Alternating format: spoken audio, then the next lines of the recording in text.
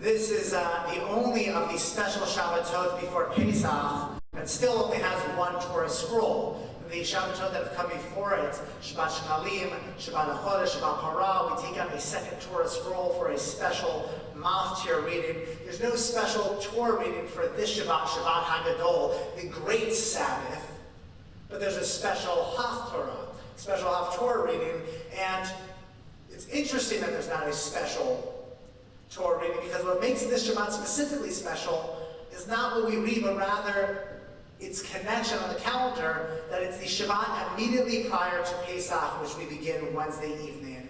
And we know that Pesach will look much different this year than it has in previous years for us, as we will be zooming in our seders, figuring out how to observe with the limited food that we have or that we have access to. But I thought rather than focusing on our Torah reading in Parshat Tzav, we'd focus on the special Haftarah that we read. Traditionally, there were 2 times on the calendar that a rabbi would give a sermon on Shabbat morning. I guess if that was still the case, then the services would always end early. But it traditionally was Shabbat Shuvah, the Sabbath between Rosh Hashanah and Yom Kippur, and Shabbat HaGadol, the Sabbath today, right before Passover. And it's usually around this time, and each and every rabbi makes the joke that they take off their watch and they put it on the table as that sermon begins. But I wanted to share a thought about our special Haftarah. If you are following along in Eitz Chaim Chumash, you can do so on page 1296. If you're on Sefaria.org, you can follow along. We're on the book of Malachi, chapter 3, verses 4 through 24. And as you see, what is the connection between this Haftorah and the calendar, this Shabbat immediately prior to Pesach? We find in our Haftorah reading references to plagues and so on and so forth. But we find in our Haftorah, in the end of it, a reference to Elijah the prophet. Zichru Torat Moshe Avdi Asher Tziviti Oto Bechorev O Kol Yisrael Chukim Mishpatim. Be mindful, remember the Torah of my servant Moses, who I commanded at Mount Horeb at Mount Sinai, with these laws for all of Israel. And then in the prophet Malachi's words, God says, Hinei anochi sholech lachem et Eliah, or Eliyahu, Hanavi, lifnei bo yom Adonai hagadol v'hanorah.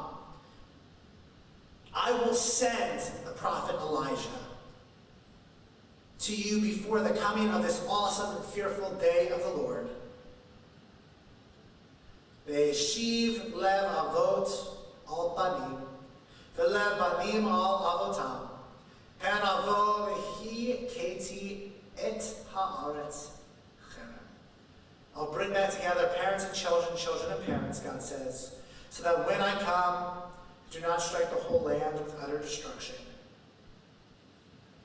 Promise of reunion, and yet in our Haftorah reading, we're uncomfortable by that idea of God's acknowledgement that there will be destruction. So then we repeat. That's penultimate verse. We repeat verse 23.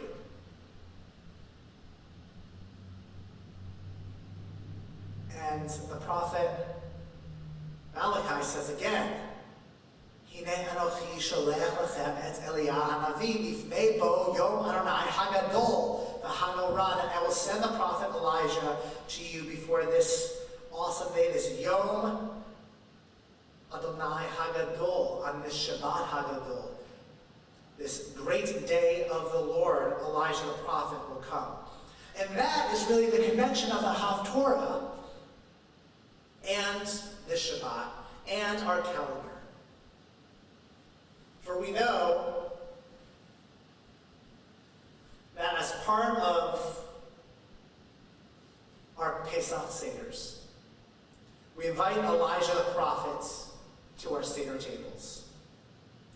After the meal rites, we sing, Eliyahu Hanavi, Eliyahu Hatishbi, Eliyahu, Eliyahu, Eliyahu Agiladi. But what do we say? B'nheira le'yameinu, quickly in our days.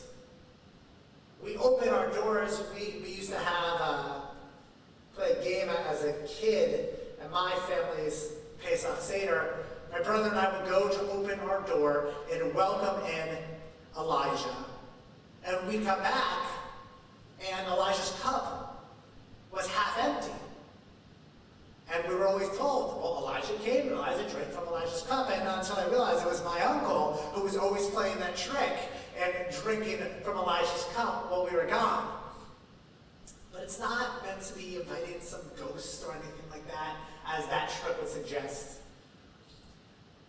Jewish tradition teaches that because Elijah the prophet never died in Tanakh and Scripture, but rather went up to the heavens in a chariot, that it's actually Elijah the prophet who is going to return to this earth to announce Yemei HaMashiach, to announce Messianic redemption. And in that Messianic redemption, we find a time of peace.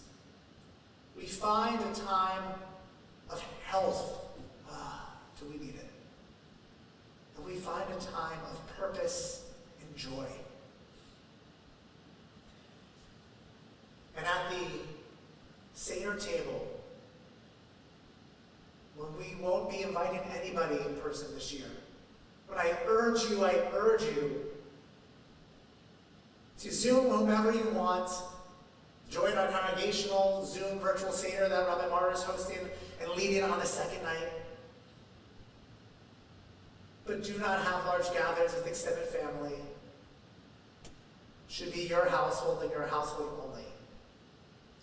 It's a recommendation of the Rabbinical Assembly. That's a recommendation of the Commissioner of Health for the state of New Jersey. That's my own recommendation because pekuach nefesh, because saving a life comes before anything else. And yet, even though we won't be physically inviting our friends and family to our Pesach Seders, we're still opening the door to invite Eliyahu Hanavi, to invite Elijah the prophet. We still are affirming what Malachi is saying and repeated at the very end of our Haftarah, that God will send Elijah the prophet before us to bring about this awesome time, to bring about Yemei HaMashiach, B'nheira ve'yameinu, speedily in our days. On the holiday, when we celebrate our own freedom, when we celebrate the exodus from Egypt, an experience that we're still told, the whole dor v'dor chayam adam l'rod et atzmo ki ilu hu yatsa miMitzrayim, that we're told that we're not just talking about something that happened to our ancestors, but that in every generation we have to see ourselves as if it's our own freedom that we experienced. That we're celebrating our own freedom, not somebody else's. We still say that we are slaves, that we are not yet free. And on this Pesach ahead, Pesach that will look so different. We're stuck in Mitzrayim, Mitzarim, in the narrowness of this current climate, this current pandemic.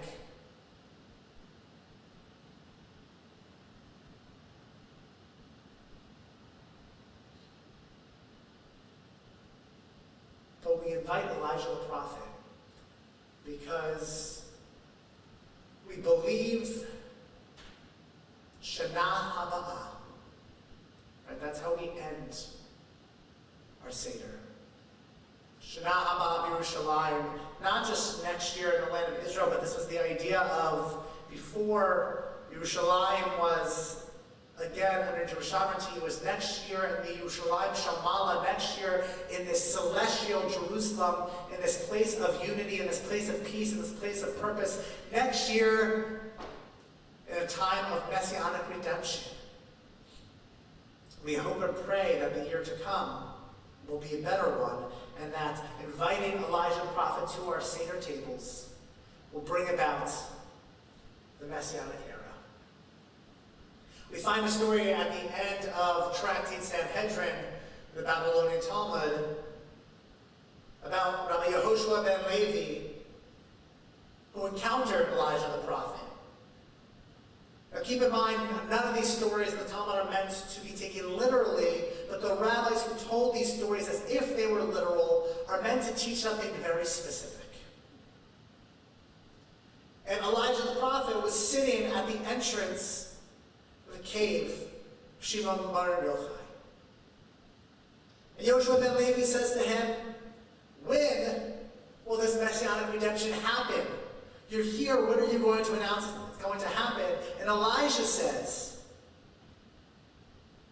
why don't you ask the Messiah? How can I ask the Messiah? Yehoshua ben Levi says. Where is the Messiah? Still, the text is looking at the Messiah as a person, not as a time, a messianic era, as we tend to do. But Elijah says to him, the Messiah sits at the entrance of the city of Rome. How will I know when I find the Messiah? And Elijah answered, the Messiah is sitting among the most vulnerable, suffering from disease and illness, constantly changing their bandages, one at a time.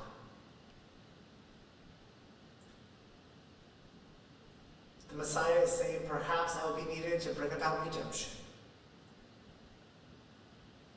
And I care for each soul, one at a time.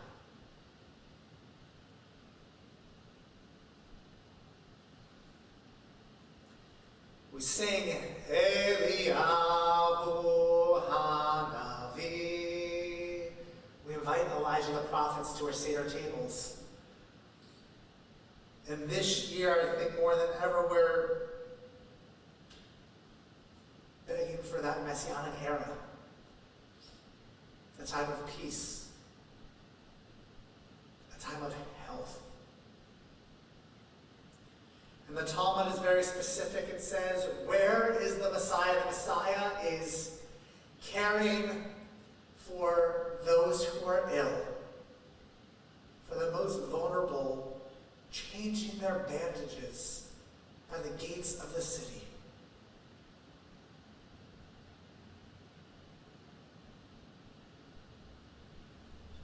I think about our healthcare professionals, the doctors, the nurses, the PAs, the staff of hospitals, those in our congregation who have spoken to about this,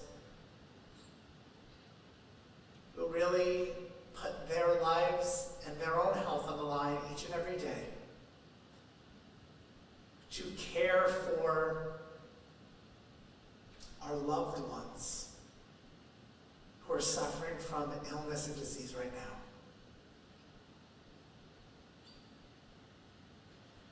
Governor Murphy has issued a request asking recently retired medical professionals or those still in medical school who have not yet completed their training, giving them special dispensation to continue to practice medicine or to begin practicing medicine early, because our healthcare system needs more medical professionals to care for all those who have tested positive, who are infected by this COVID-19, by this coronavirus.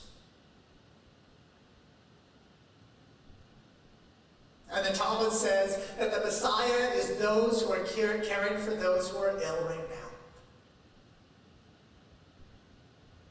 I think about our healthcare professionals.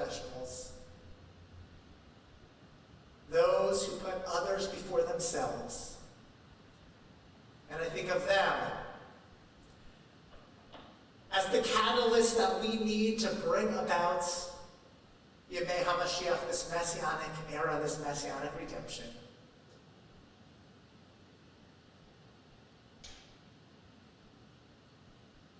The story in the Talmud goes on.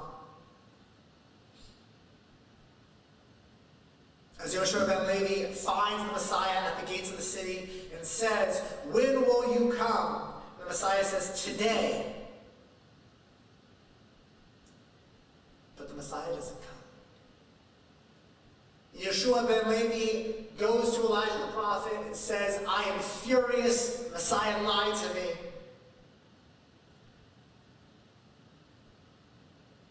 Mashiach said that messianic redemption would begin at this moment, and it did not. "I'm coming today," but the Messiah did not come. And Elijah responds and says, Mashiach said, "I will come today," quoting Psalm 95. Only if you listen to God's voice, if you hear God's presence in this world.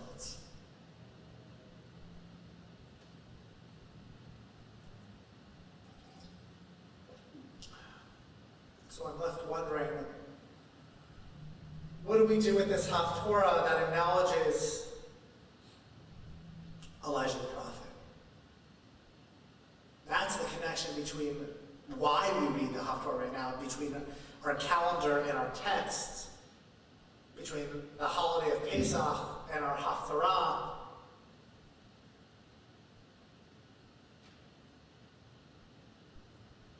We call out for Elijah the prophet.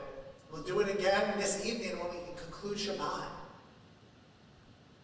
Hoping, begging for that messianic era, for health and peace, for a return to normalcy. And the Talmud concludes that that era only comes if we hear God's voice in our lives in this world.